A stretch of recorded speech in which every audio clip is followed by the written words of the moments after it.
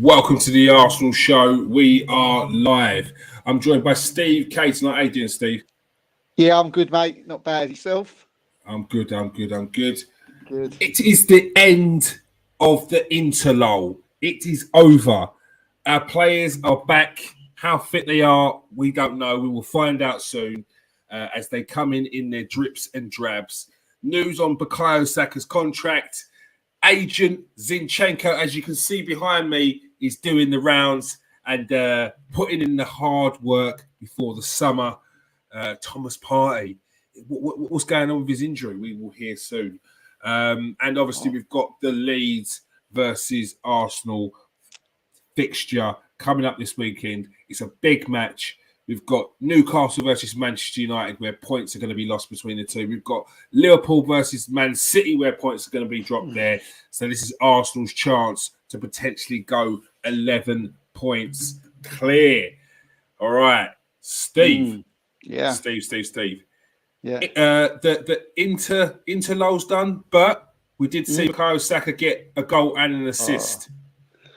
Yeah, I mean, he was. I don't normally watch the internationals, but I thought Euro qualify. I don't mind that playing Italy away. I thought it'd be a good game, and yeah, I'm glad I watched it because we see Bukayo Saka. We see him every week for Arsenal, but he's just growing and growing, isn't he? And not just into like an Arsenal star, but just a world star who would just walk into any team on the planet. As far as I'm concerned, at this moment in time, I don't know anybody better out there. Yeah, I mean, the goal. The first thing was the assist for Kane. I mean, they spent about 5 minutes going on about Kane and he's scoring the goal. I mean, we didn't have to do nothing, did he? I mean, all he had to do was just tap it in. But it was a great cross. And then the goal was just, something out. It was just different level. It was a worldie. But yeah, it was great. It's great to see him just, probably one of the most important players in that England squad now, if not the most important player. Mm-hmm. News coming out that Saka could be earning a potential £15 million a season. A new long-term deal for the player. What do you know about that deal, Steve? Yeah, I mean, it's as soon as I see it, I'm actually trying to find a little bit more about it now before we actually go for it. But yeah, I mean, it come out in the week, didn't it, or yesterday, that it was he's potentially going to be earning a 300 grand a week contract, working out to around about 15 million a year. From what I can make out at this point, with just a little bit of work to do on it, is that the actual what he will be getting paid is 240k a week.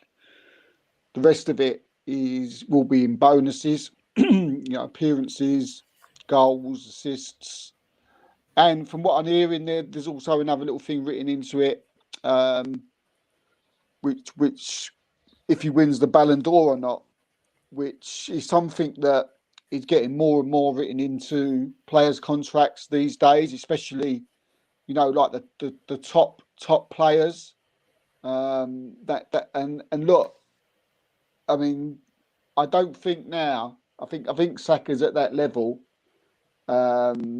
where I think he's on his way for me to getting into like probably the greatest Arsenal team of all time.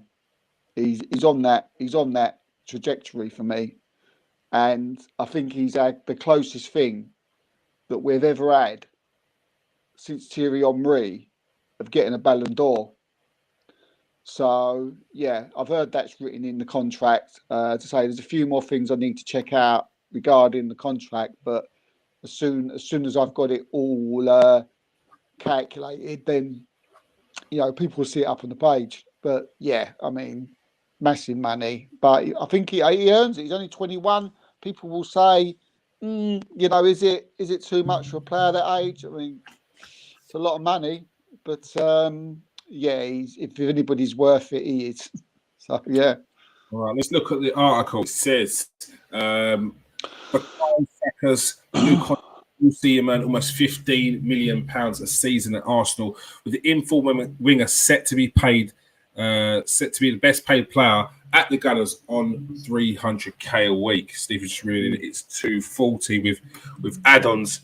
Bukayo Saka is will earn close to £15 million a year if he finally signs a new contract. The Gunners attacker is emerging as one of the players of the season, and has underlined his emergence as one of Europeans' top Premier League's footballers on Sunday with a brilliant goal in a 2-0 victory, a 2-0 win over Ukraine. Is there currently a better right winger on the planet at the moment, Steve? No, I generally can't think of one, and I've racked my brains,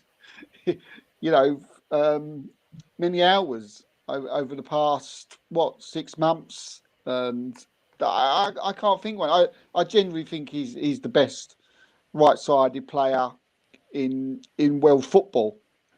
I mean, I just can't think of anyone. I mean, even when you look at the left side, I mean, you struggle there. Okay, look, people are going to say, Mbappe, and they're going to bring him up, and rightly so. I mean, he's an absolutely incredible footballer. But but the things that we're seeing Bukayo Saka do, especially in this season, I don't think Mbappe's been that consistent. I generally think Saka's been better than him this season, but we all know how it works. You because he's English, and he may not be French or Spanish or Italian. Then they don't get sort of they don't get, they're sort of underrated to a degree where you can't be better than Mbappe. But as if you're a footballer, football people like us, and you actually sort of diagnose their performances week in, week out, there ain't nothing between them. I mean, we've seen people recently try and sort of compare Marcus Rashford with Bukayo Saka and Marcus Rashford with Mbappe. I mean, how ridiculous is that? I mean, Saka and Mbappe is more of a comparison, but I can't think of anyone who's as good as him, mate. I mean, I don't know if you can. No, especially on the right. I mean, there's always argument on the left-hand side when you've got players like Mbappe, World Cup winner. There's always going to be, it's a tough one. But on that right side, I don't know anyone at the moment who is even close to Saka. What about at Arsenal? Since we've had at Arsenal, can you think of anyone like? Do you think that's an understatement? There, do you know when we do our top 11? Oh, the greatest Arsenal team of all time. He's getting in it, isn't he? Yeah, but I can't stick. I wouldn't stick Saka in there now. I'd have to see some longevity. Who gets in there now? I'm trying to think who would get in there now in front of him. Yeah, but I think. I know what you're saying. I feel like if you're picking Saka, it's picking Saka on form as opposed to picking the greatest player that's ever played for Arsenal on the right hand side. I couldn't put him in there because I wouldn't even have that conversation yet either. I'd let him breathe. Do you know what I mean? Let him breathe, see how his Arsenal career develops. I'm sure he's going to win plenty of trophies with us. Then once he moves on or once he finishes his career here, then it's like, okay, that's where we can say he sits. Like right now, I wouldn't even have that conversation. But I know what you mean. I know what you mean. It's ability wise, he's going to be knocking on the door of anyone that's even graced that right midfield. A little bit more in our article. It says a host of clubs, including Manchester City, as we've already previously stated on the page, have been monitoring Saka's future, given his current deal is due to expire at the end of the season. Arsenal do have a year option on that, don't they? Yeah. But Saka's privately made it clear that he wants to stay in North London, having been convinced of the club's direction under Mikel Arteta. How much could you say if Mikel Arteta wasn't here and we weren't in this situation here now, that you'd be confident that Saka would sign a new long-term deal? Yeah, I mean, it's hard to imagine that at this moment in time. I mean, Mikel Arteta, what he's done for Arsenal Football Club and the way he's made us play as a team and the way he's brought everything together since he's been there. It's quite difficult to see that if we had another manager that they would have done that. I really doubt. I mean, you may have a manager who equally is good as with like far as tactics goes, and could get you as far up as the league and things like that. That's always possible, but I don't think we could have had a manager who would have sort of brought the fans together, made the players feel how they feel. He's the whole package. So yeah, I think if Mikel Arteta weren't around and we had this other manager, then I can see a possibility that there might be that danger that he could leave. We've seen it with our top players in the past. I mean, it's a little bit different with Saka, I suppose, because he is a Hale End boy, and the Hale End boys always tend to be, a little bit more loyal. than others. So there's always that sort of little, bonus or caveat or whatever you want to call it, that you could say that, well, there's that whatever manager in, he'll still love the club and he'll still want to play. But in this day and age, with people like City and Guardiola and Klopp and Liverpool around, they could have took him, and I was worried, even a little bit, a little while ago, because it just seemed that this contract thing's been going on for a long while now. These talks, and we hadn't really, heard anything. It was we'd heard something that there was in talks having a contract, and then after a year we had heard nothing, and then it was getting left, and his contract was running out slowly, and all of a sudden you hear City come in, and you're like, what's going on here? Hurry up and get this done. But thankfully, we don't have to worry about that, and he's going to sign that contract. But yeah, mate, I think if Arteta was here, I'd be a little worried but he could go. Yeah, no, I know what you mean. For me, it wouldn't be too much of a worry, even with Arteta here. It wouldn't even be too much of a worry on this current deal. But with Man City sniffing around, if Arsenal weren't pushing for the league right now and above Man City, I do feel like his agent would have been having him think twice about signing a long-term deal, and whether he's at the right club and whether we're going in the right direction. I think this season would have had a massive impact on a lot of players and their decisions and how long they would stay. Look at Martin Odegaard talking about potentially signing the contract that Arsenal want to get him tied down to 2030. If we weren't pushing to win the league ahead of schedule, because he's ahead of schedule, do you think that Martin Odegaard would even contemplate signing the deal till 2030 with Arsenal?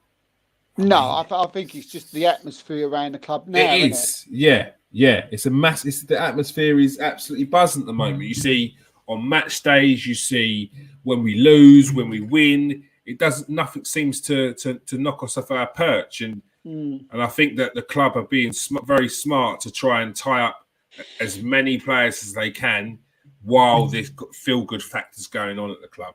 Yeah. No, as I say, we're in such a good situation, and we're coming up to a time where we're getting contracts done. We're getting Martinelli done. We're getting Saka done. We're getting Saliba done. We're getting Xhaka done. I mean, Odegaard, obviously, I've been told that he's next in line once Saliba and Xhaka have sorted theirs out. and then it'll be Odegaard. And I tell you what, I wouldn't be surprised if this Saka one goes 2030 either. To be fair, we haven't heard how long the deal is going to be for yet.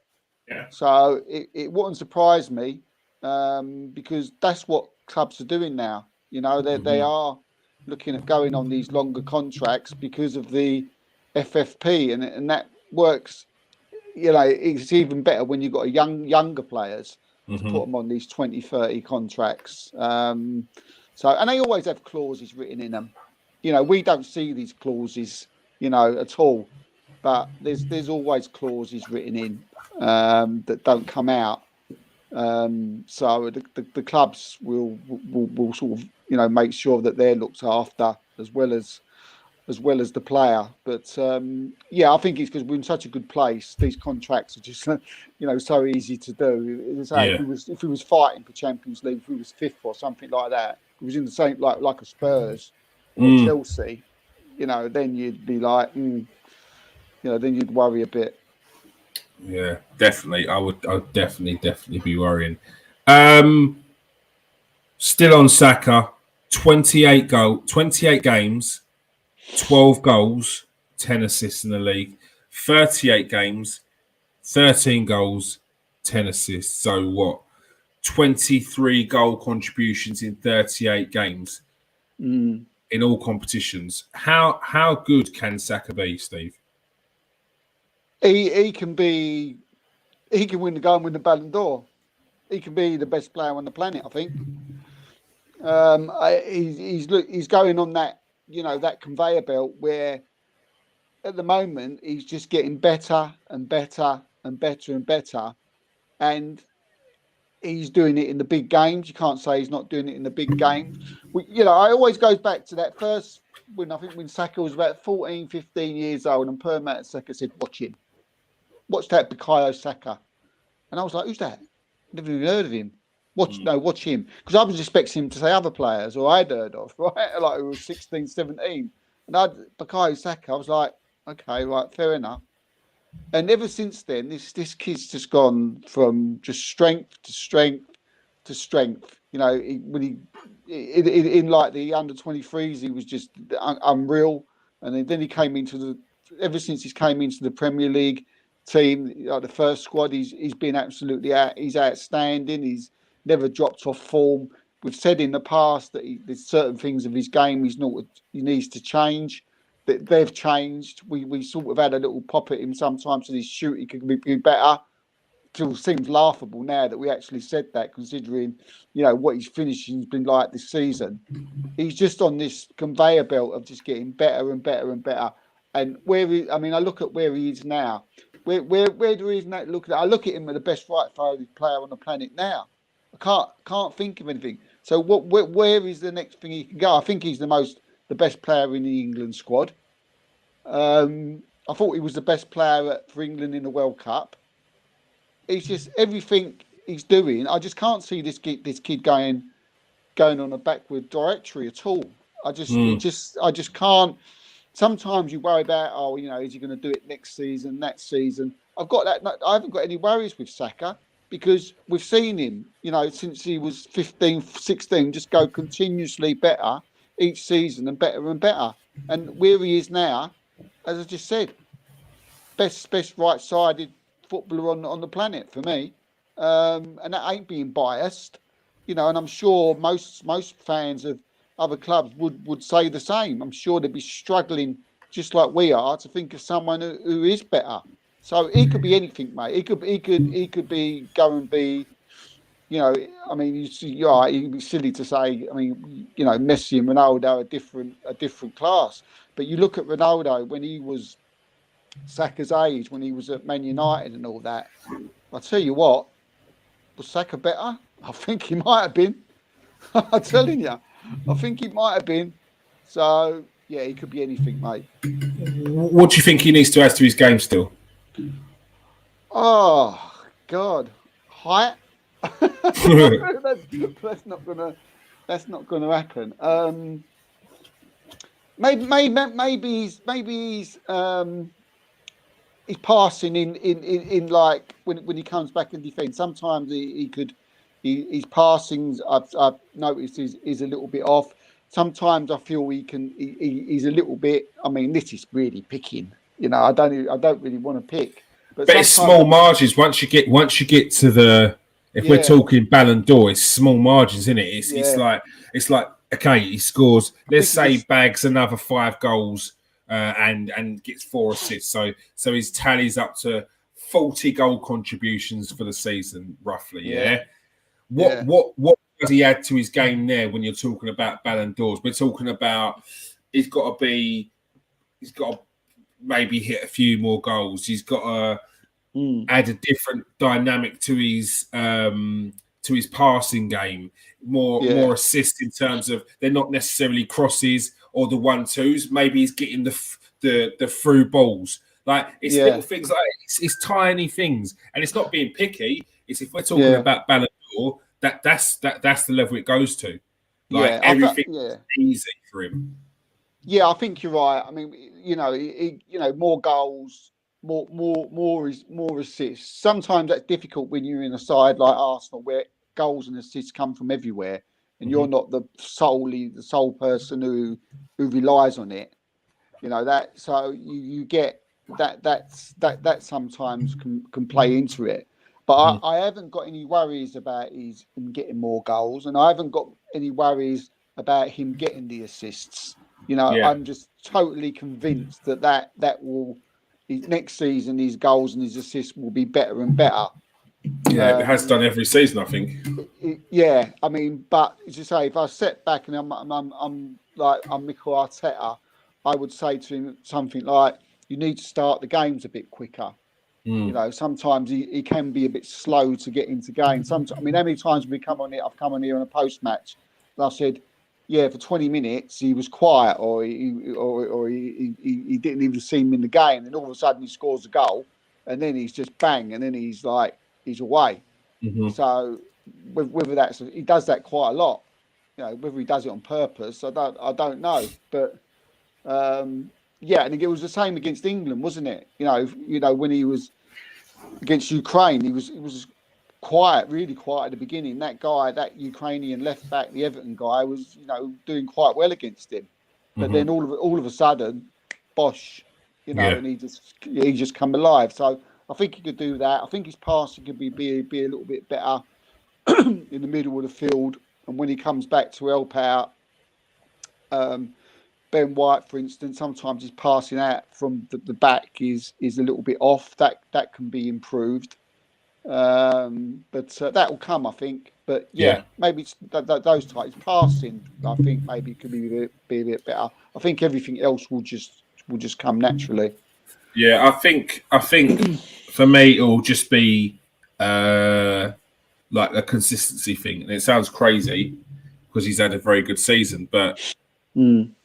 I can pick out like batches of games where it's been like a 3-match run where he's been pretty quiet. Those games, I think, it won't be. He just raised the level a bit more. So his game where he's a bit quiet, he's still potentially getting an assist. He's still a danger like that because it does feel like when he is quiet, he's quiet. When he's having an off day, he's like. It could be non-existent for 60 minutes, then turn it on like you just said there, and get an assist or get a goal. So I think I think it's little tiny things. It is little tiny things, and it sounds crazy saying it, but if we're talking about Ballon d'Ors, if we're talking about best players in the world, best players in the Prem, these are the little small nuances and things that he's going to tidy up in his game, and we'll be there to enjoy it. I don't think we're going over the top. As either. Sometimes you can think, are you going over the top by mentioning Ballon d'Ors and being the best player in the world and best right? I really don't think we are. No, if you think of players that you can compare Saka to in terms of like from back in the day, pacey, direct, good crosser of the ball, let's. Off the top of my head, let's say a Mark Overmars. It's not it's not out the realms of a possibility to be comparing him to players like that now or Robin in or the someone. future. A Robin's a perfect example of what I would say a Saka is over a tricky sort of winger like a Mahrez. But Robin was one of those players who you knew what he was going to do, but it didn't matter because you couldn't stop him. You knew he was going to go into his left. You knew he was going to stutter. As soon as he finds the gap, he's going to unleash and put it in the top bins or put it in the bottom left. That was his game. You couldn't stop him, and that's what it feels like Saka is. It don't matter. You know what he's going to do. He's getting it on that left. He's going to try and find a gap. As soon as he finds a gap, he's unleashing. You just can't stop him. Yeah. Ginola was a bit like that as well. Probably so like a bit lower level or something, but he was. But I'd say Ginola was had a bit more flair than Saka. Yeah, more trickier. Very tricky player. Very tricky player. Yeah. On to the next one. So we've seen Agent Zinchenko having words with Declan Rice, but Zinchenko is not the only player to have words with Declan Rice. That's right, yeah. Apparently, Jack Wilshere has been doing the rounds, having a word and saying Jack Wilshere, Arsenal icon Jack Wilshere has revealed that he held conversations with West Ham captain Declan Rice about his future and believes the move to the Emirates Stadium, aka the carpet, would be perfect. The Gunners are set to prioritise a move for the England international in the summer transfer window. It's in the transfer window as they look to bolster their midfield options. Declan Rice, Steve. Look, if Arsenal win the league this season and then go out and buy Declan Rice, how much of a statement is that? Oh, it's a massive statement, and for me, he is the guy to go and get. He's the number one. He's the guy I want to see at Arsenal at the beginning of the season. To bring him in, it would solve a lot of problems. Firstly, what he's talking about is his age. Yeah, we all know the position that Declan Rice plays in, and he's someone who can play. All we keep saying, I've been hearing people say, look, Declan Rice, what a great player to replace Granit Xhaka. What a great replace Granit Xhaka. But what way I look at this is that Declan Rice also can play in Thomas Partey's position, because I just don't know what we're going to do. I just can't think of anybody out there who's available, who's young, who you could bring in as a future Thomas Partey. Right.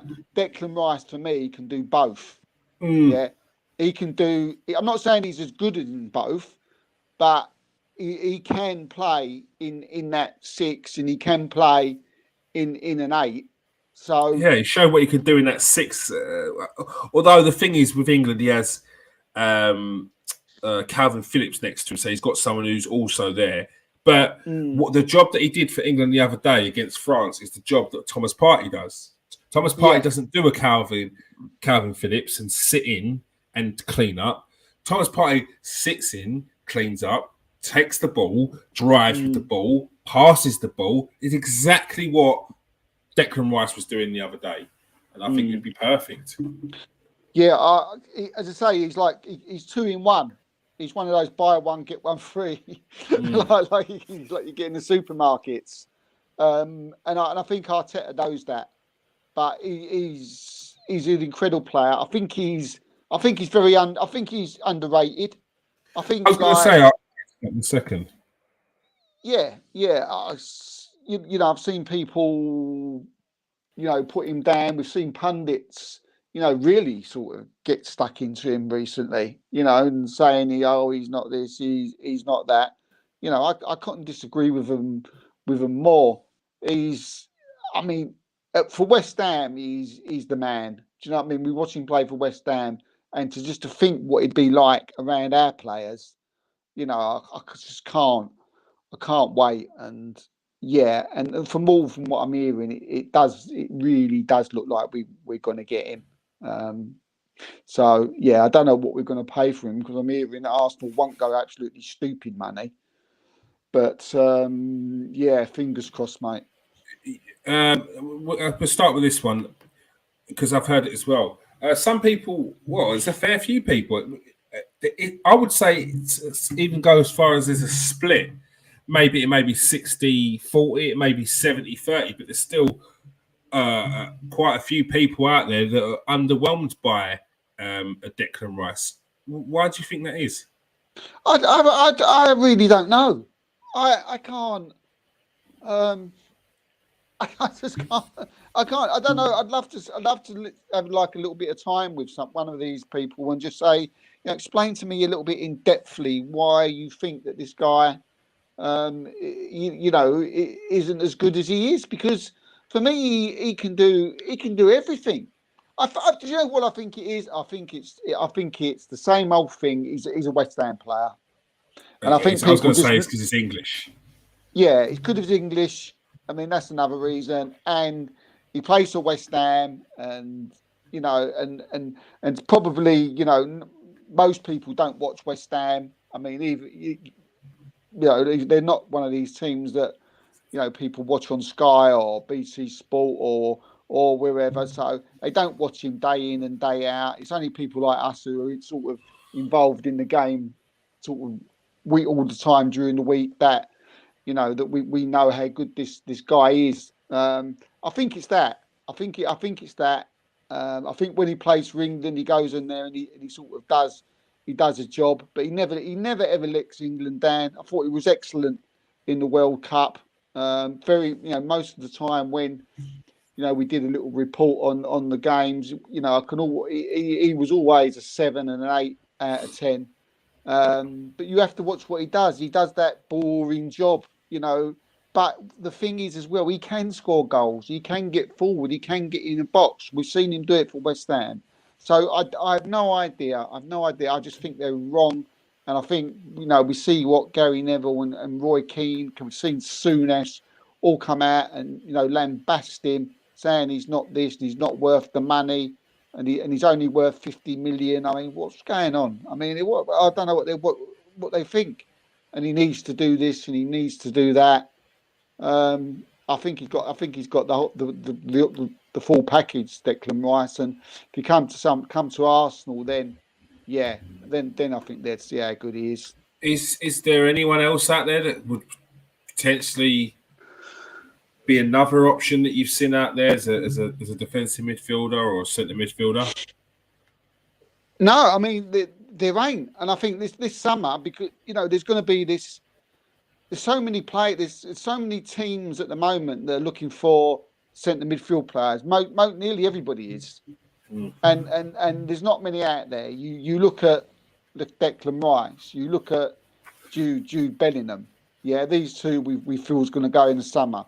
You look at Martin Zubimendi, who Arsenal really did like, and they were looking to bring him in the summer because Arsenal want to bring in two, but he came out in the week and literally said, why do I want to leave? Well, no, I mean he said he just don't want to leave where he is. He said I've got a clause. Yeah, he said there's no point having a clause in my contract if I don't want to leave, is there? So you can't get more blatant than that, can you? Really? Yeah. To say that, and then he said that, I'll be having a nice quiet summer. So if that ain't, go away and leave me alone, I don't know what is. Mm-hmm. So he's out of the question. And then we go back to Moises Caicedo. How good is he? He's 21 years old. He's come from Brighton. To be honest with you, I don't really know how good he is, Moises Caicedo. I haven't seen that much of him. I've only sort of, from what I've heard from other people, and also you've got Savic of Lazio, is probably another one whose name gets mentioned. But everyone's going to be after him. Man United, Man City, Liverpool, Arsenal, all looking for the centre midfield players. So there's going to be a bit of a bidding war. I would have thought in the end in this summer. It's going to be a busy one. Who would you say that Arsenal's biggest rival for his signature would be? For Declan Rice? Yeah. I think Liverpool. Oh, okay.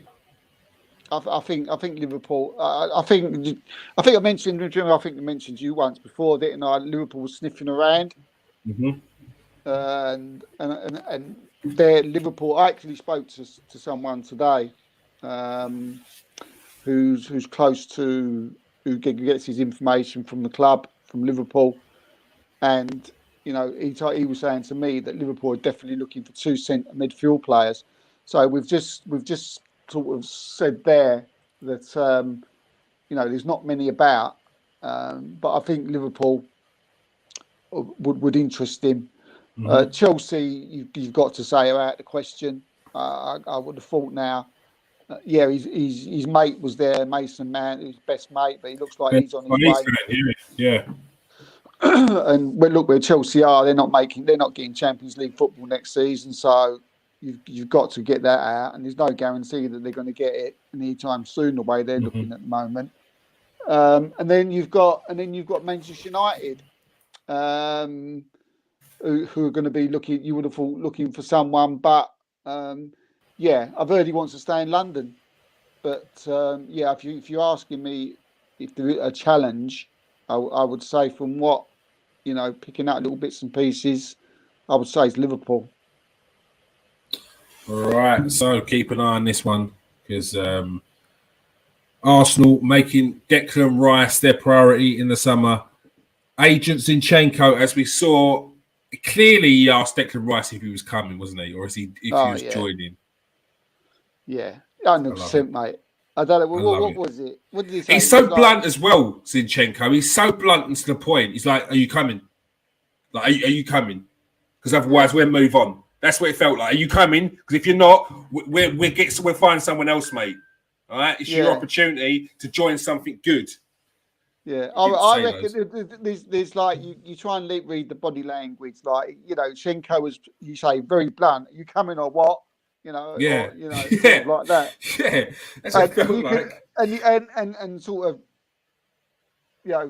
Declan Rice sort of. Declan Rice, yeah. He sort of went like like that. So going like that gives me would be two type of things. You could go like that as if to say, look, I don't have no idea, type of thing like that. Or it could be, of course I'm coming. So it could be like, it could be two different. I like to think it was the latter. Of course we do. Of course we do. Because it's obvious there's something going on. We know there's something going on. We reported it back in January. We was first on it. We've been confirmed that we was first on this. So. Yeah, there's something going. There's talks been going on. I love when these people come out and say, "Oh, there's no talks. They're not gonna." There has been talks. There has been some talk. There's not been talks where they've sat down, had negotiations, gone for a contract. There's not them, but there's been like phone calls and said, "Look, we're going to talk in the summer." Yeah, we're talking in the summer, but not now. That type of thing. You don't leave it to the last minute. And let all these other people try and get in before you. You make your mark early.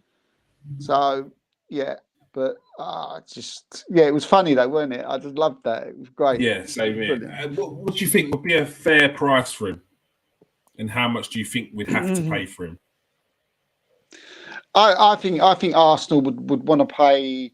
I mean, they offered 70 million for Casado, didn't they? But their second bid was 70 million. So Casado's 21, and you could say a little bit unproven. Declan Rice for me is a proven England international, proven Premier League footballer, and he's literally 24 years old, so he's 3 years. So I would think that you'd be looking at 80, 85. Arsenal would be. You can't go in at 70. I don't think you can compare Rice with Casado. And what would be your top end?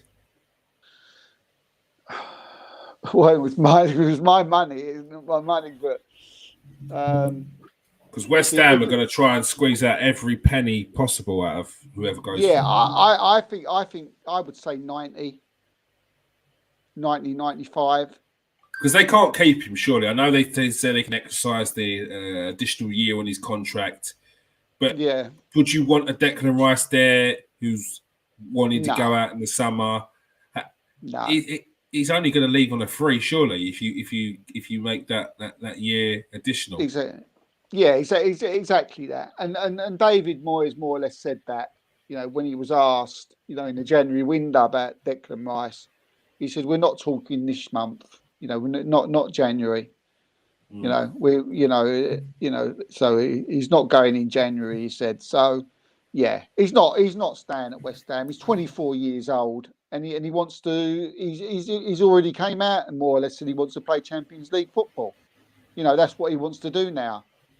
So, yeah, I mean, we've heard they're not going to get like 150 for him. No, I don't think anybody's going to pay 150. You might get, even people Manchester United are saying, "Oh, if we get bought out, we'll pay the 150 for Rice. We'll get Rice," but United can't do that. I've already, Newcastle. You've seen the Qataris. They've come in and bought Newcastle. They can't go. Manchester United think they're going to come spend 500 million pounds as soon as because. Well, they can't because they already spent 90 million on Anthony. They spent 70 million on Casemiro, 80 million on Martinez. You can't go at. Newcastle's different because they weren't spending that money before. That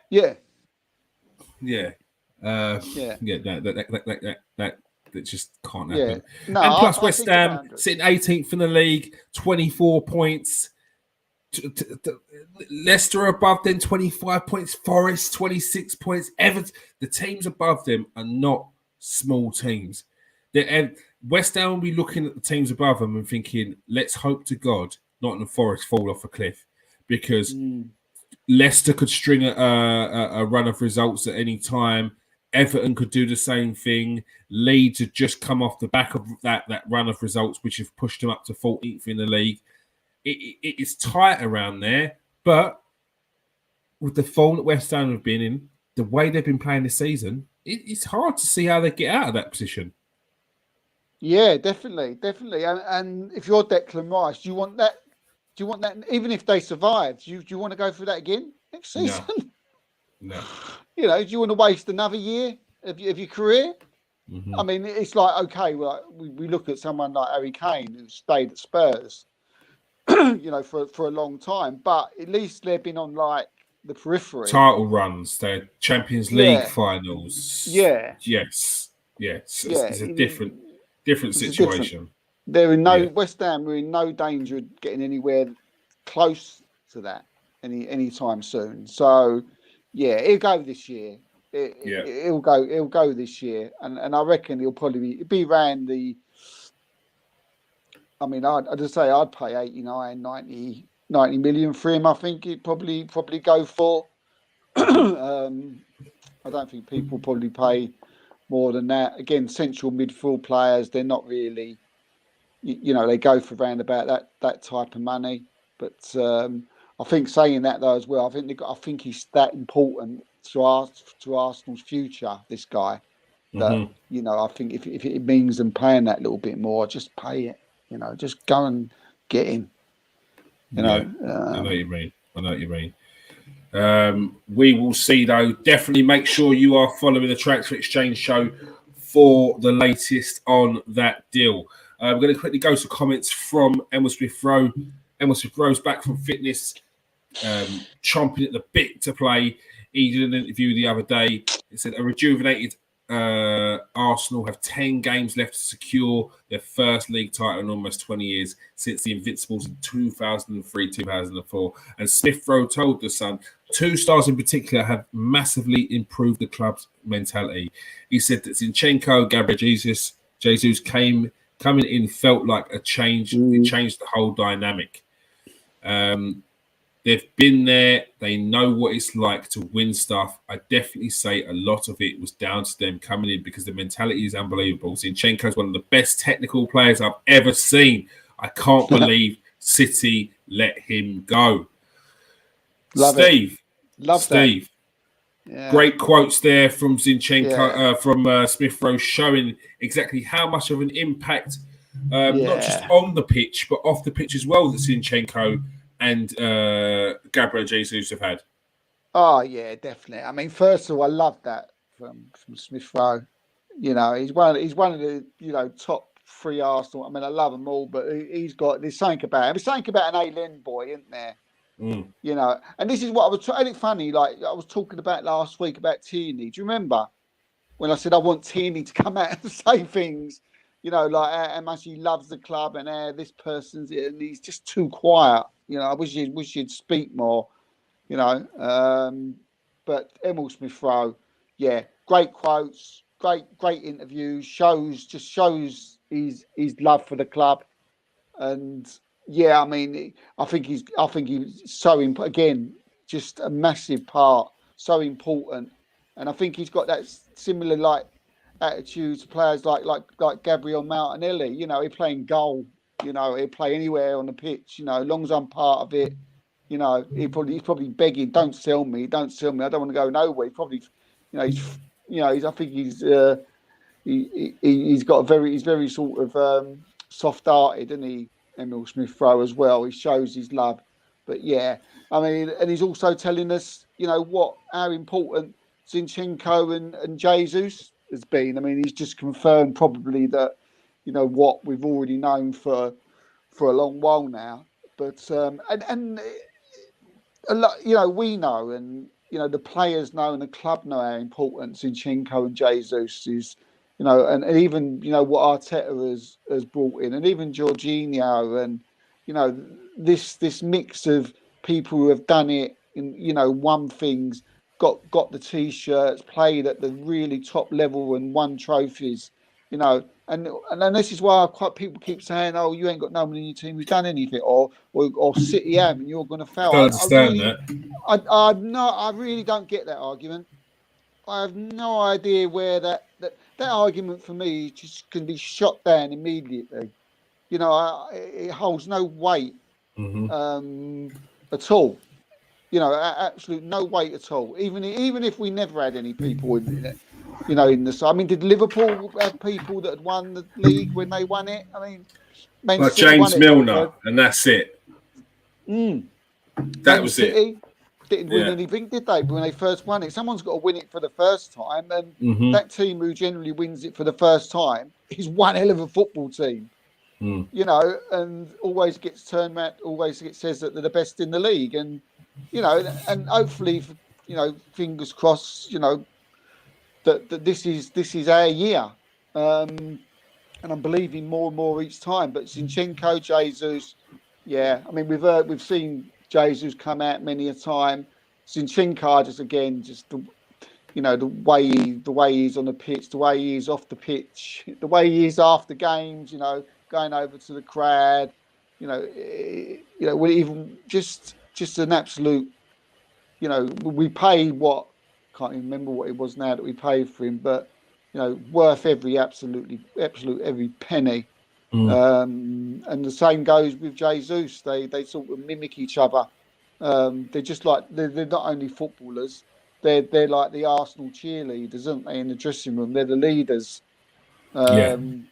So yeah, amazing, mate. Fantastic. Just like another caveat to this team at the minute, isn't it? Just so many things you can love about the club, so many things you can love about the players, so many things you can love about the manager. So, there's nothing, negative to say about Arsenal at the moment. It's just so good,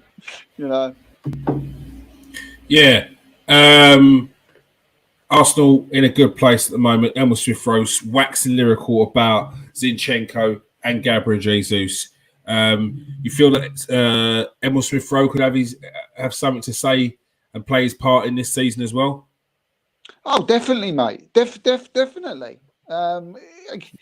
I think he scored in the midweek, didn't he? Yeah. Score for England. You see the big smile on his face. He's obviously coming back to fitness. I think that was great. It's not often we like seeing our players playing for England, but I think it's turned out brilliant for us because he's had no game time. I mean, Saka's gone on. He's done the business. He's going to come back buzzing. Emil Smith-Rowe's going to come back buzzing because he's had to come on and he scored some goals. He scored a goal for his country. He's going to be feeling good, and that can only help the club. So I think he's got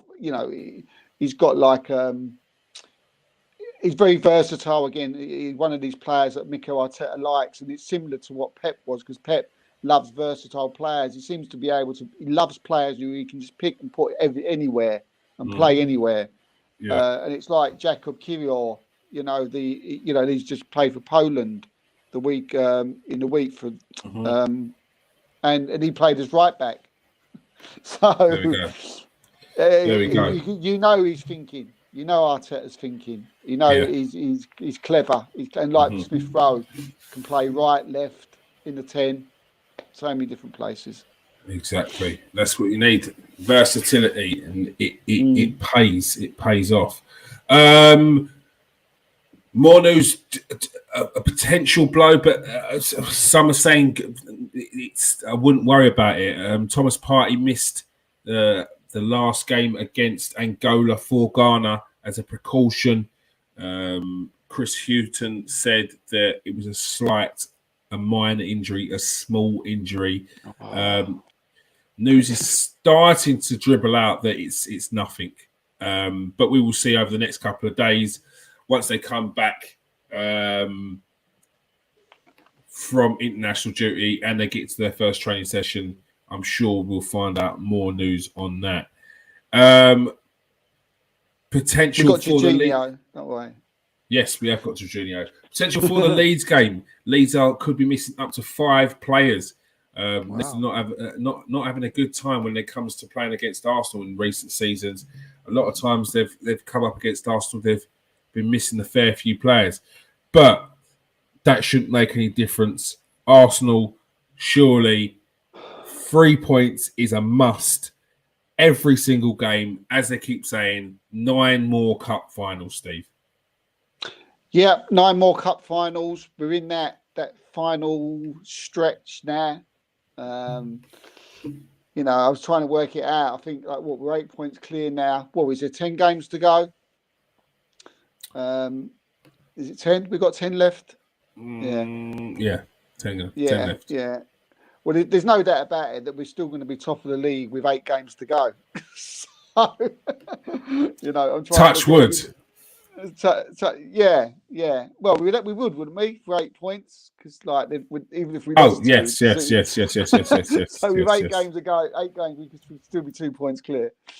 So, but and I think that sort of puts a little bit of light on how close we're getting. But obviously, we don't want to be like that. We want to keep winning our games. But yeah, it's a massive game again on Saturday, 3:00 at the Carpet, and. Yeah, we've got to win it. And we should win it. We should win it. Where it's Leeds United. No disrespect to Leeds, but they're not in the best of shapes at the moment. You've just mentioned there, they're a bit injury hit. For the game, it should be. But we said it against Bournemouth. It should be, a routine victory. And if it is, and Man City slip up against Liverpool, if Liverpool can just get something out of the game, maybe even get a point, it's that'd be great. But all we got to do, we ain't got to worry. If they win, fine. We just got to go and do what we got to do. We just got to win our match. Let's try. I mean, we will, but let's try and not worry about City because. I think what people forgetting about, when we play in City and Liverpool and that, we don't have to win them. We don't have to win those football matches. We go to get a draw. We've got to. We can go to City and it doesn't really matter with Liverpool. Well, it sort of does, but especially if we're talking from City, You know, we can go and get a point now. We can get 2 results for us. They've only got to get 1. Pressure's on them. Yeah. They have to win. Yeah. We can draw or it doesn't matter. If we get a draw, I'll take that now. They have to beat us. They have to. Like, yeah, they do. They have to beat us. They have to take it's a 6 pointer for them, and they have to take those points. Yeah, if they don't, they look at it like that's that. That's a massive. No, they have to be looking at it like that. Yeah, otherwise they're still looking at us dropping off, and that'll be their downfall. Everyone's downfall this season is looking at when Arsenal are going to fall off. Rather than concentrating on yourselves, game by game, get the win. You're always looking at Arsenal. They're going to crumble. They're going to drop off. But every time we seem to have dropped off, you're not there. Yeah. No. I think clubs, I think managers and actual clubs. I mean, I don't know if you were talking about fans waiting for us to drop off, or you was talking about. Yeah, but I definitely the fans, but I think as well as the fans, I think in some extent teams have been waiting for us to drop off and not concentrating on their own thing. You know, probably. Especially 7-10 Haag or whatever it is, Eric 7 Haag. What do they call it? 7 Haag. He seems to be more worried about what Arsenal are doing than his own team. And I think you know, look where you are now. You know, so the title challenge. I think clubs are a little bit guilty of that as well. You know, need to concentrate. But yeah, it's true, mate. You know, they've got to win it. You know, we should get point. Would you start Jesus? Is this the game for him to start, or are you sticking with Trossard? I think this is Jesus's time. I think now. I mean, he's had a long rest, hasn't he? Now, yeah, and he's been slowly brought back in as well. I think we would have played him before. Would have played him before now, but Mikasa is making sure. Yeah, I think this was always the game. You know, I think that they had this probably written down on a bit of paper, Leeds. They probably worked it out that it was the game after the international break. They knew that they'd have like a 2-week break there or a 10-day break there, you know, with where Jesus can get more fit and more stronger. So he guarantee he's been in the gym working hard, you know, doing all his stuff. You know, probably with Martinelli, because I don't think Martinelli went on international duty either, did he? I think so. He's probably been at home. I'm not 100% of that, but I think like he'll be working hard, and I think I think this is the time because he's looked sharp even on the pitch, isn't he? When he's been on, I think it probably was a mistake taking him off against Sporting because we seem to go a little bit jumbled up after that. But, I agree. I don't think Martinelli went. It doesn't look like he went on international duty either. So you start Jesus up front. Yeah. Give us your key player and your score predictions. Key player. Key player. It's got to be Saka, innit? You know, I think he'll be key. You know, just to go out there and probably. And again, I think Saka and Thomas Partey.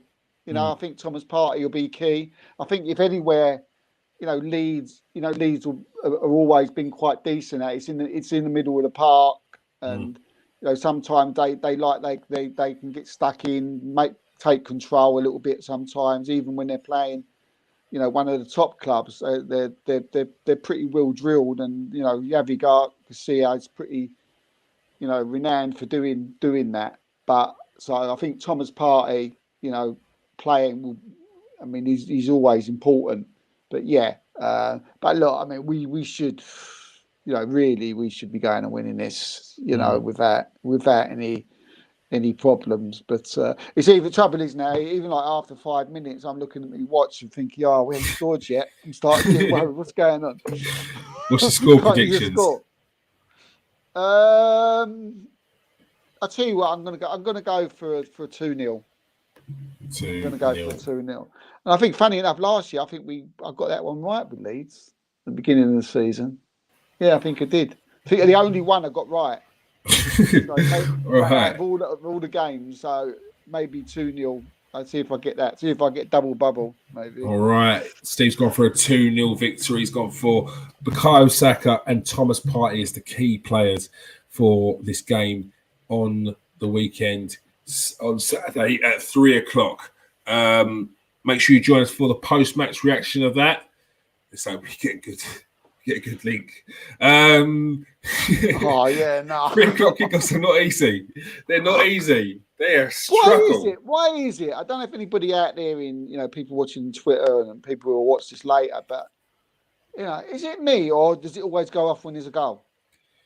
Mate, it does. It infuriates Is that me or what? Just bring the 3 o'clock kickoffs to the TV, yeah? This notion that if we're not watching Arsenal at the ground, we're going to go and watch our local clubs. No, we're sitting on there streaming on our phones. So just give us the 3 o'clock kickoffs. No, we're not. We're not streaming on our phones illegally. Just give us the 3 o'clock kickoffs. Yeah. Or Mrs. is suss it out. Or Mrs. is suss it out. Oh, they pulled the plug on the internet. Is that what it is? They're pulling the internet out. Yeah, something like that. You ain't I've told you to mow the lawn. Is Arsenal on today? No, but we'll go and do something then. Go and do something in the garden. Take the kids over the park. Well, make sure you join us for the exactly. We're not. Make sure you join us for the post-match reaction on Saturday. Make sure you join us every Tuesday at 8 o'clock and every Monday at 8 o'clock for the Super 6 podcast. Thank you very much for joining us tonight, Steve. Yeah, cheers, mate. Enjoyed it. Really good. And thanks, mate. Thank you very much for everyone else who's joined us. Peace out, people. Stay safe and wash your hands.